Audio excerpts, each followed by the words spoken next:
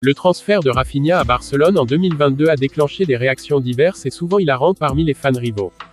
Le FC Barcelone est actuellement à la recherche d'un nouveau gardien pour renforcer son effectif, et l'un des noms évoqués est celui d'Andriy Lunin. Une prise en photo, la réaction de Hansi Flick au carton rouge de Pau Cubarsí contre Benfica. Le Bayern Munich rejette l'offre de l'agent Pini Zahavi pour Neymar.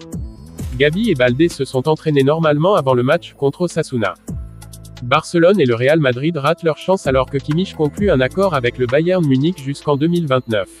Marc-André Ter Stegen pourrait être prêt pour les quarts de finale de la Ligue des Champions. Passons maintenant à notre information principale. Mais avant de continuer, je vous invite massivement à nous rejoindre, n'oubliez pas de liker, partager et vous abonner, merci. Le transfert de Rafinha à Barcelone en 2022 a déclenché des réactions diverses et souvent hilarantes parmi les fans rivaux. Les sceptiques n'ont pas manqué de manifester leur amusement face à cette décision. Les réseaux sociaux ont été inondés de commentaires moqueurs, soulignant l'incrédulité des supporters rivaux quant au montant dépensé pour ce transfert. Pourtant, depuis son arrivée, Rafinha s'est imposé comme l'un des meilleurs joueurs de Barcelone, particulièrement lors de la saison 2024 à 2025. Sous la direction de Hansi Flick, il est devenu un atout majeur pour l'équipe. Sa polyvalence sur le terrain et sa capacité à créer des occasions de but ont été des éléments clés de sa réussite. L'ailier brésilien a marqué 25 buts et délivré 18 passes décisives en 40 apparitions cette saison. Son dernier chef-d'œuvre, un superbe but victorieux contre Benfica, a encore consolidé son statut de star. Ces statistiques impressionnantes témoignent de son efficacité et de son impact sur le jeu de l'équipe. Aujourd'hui, à 28 ans, Rafinha est une figure très appréciée des fans du Barça. Cependant, ce n'était pas le cas lorsqu'il a initialement rejoint Leeds United en 2022.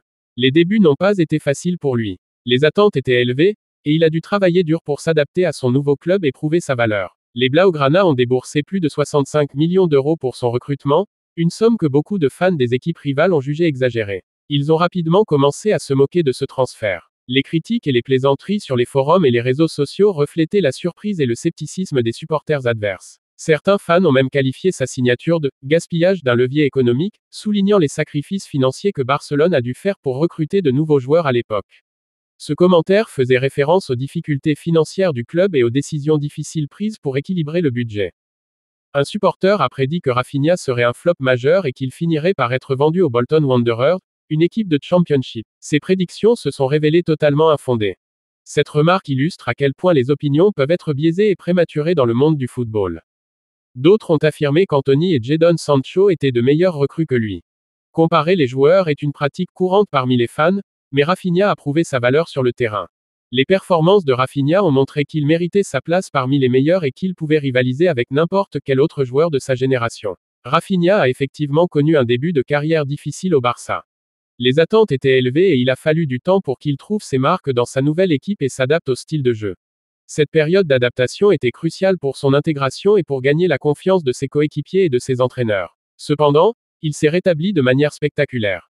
Avec le temps, il a su prouver qu'il pouvait être un atout majeur pour Barcelone, gagnant la confiance de ses coéquipiers et de ses entraîneurs. Sa persévérance et son travail acharné ont été récompensés, et il a réussi à inverser la tendance. Les performances de Rafinha cette saison montrent qu'il a fait taire ses détracteurs. Il est désormais un joueur clé pour le club et un exemple de résilience et de réussite. Sa capacité à surmonter les défis et à exceller sous pression fait de lui une source d'inspiration pour les jeunes joueurs et les supporters. Les fans qui se moquaient de son transfert ont dû revoir leur jugement. Rafinha a montré que parfois, les investissements importants peuvent porter leurs fruits lorsqu'ils sont bien gérés. Son succès démontre que des décisions audacieuses peuvent mener à des résultats positifs à long terme, malgré les critiques initiales.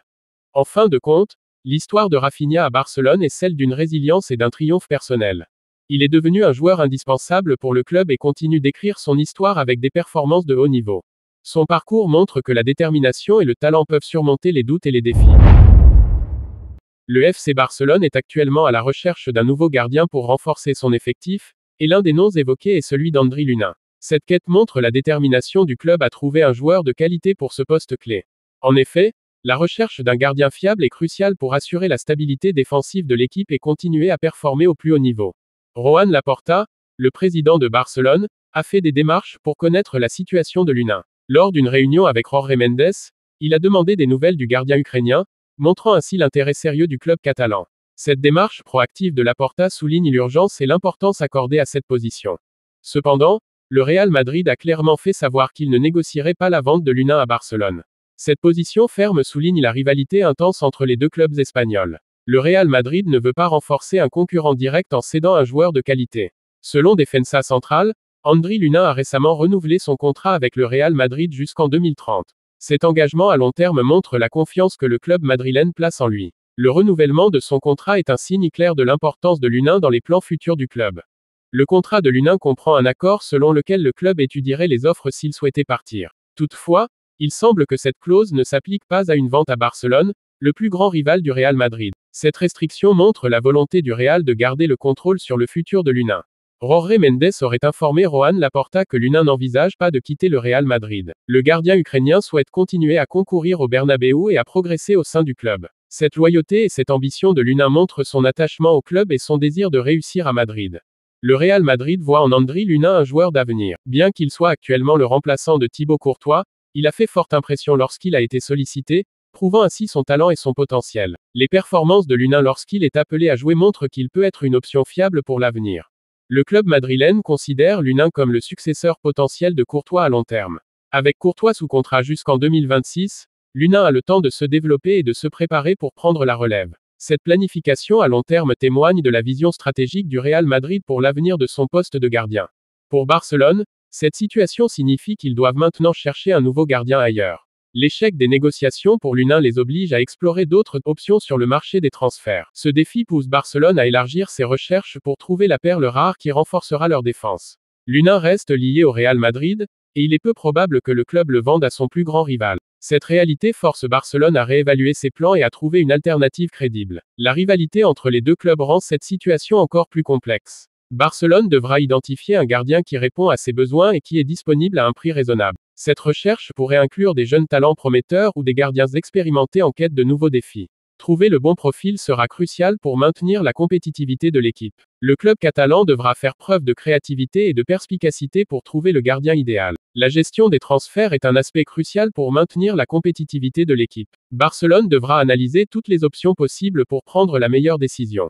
En fin de compte, l'objectif de Barcelone reste de renforcer son effectif avec un gardien de qualité. Même si Luna ne rejoint pas le club, il reste d'autres options sur le marché, et le club doit rester optimiste et déterminé.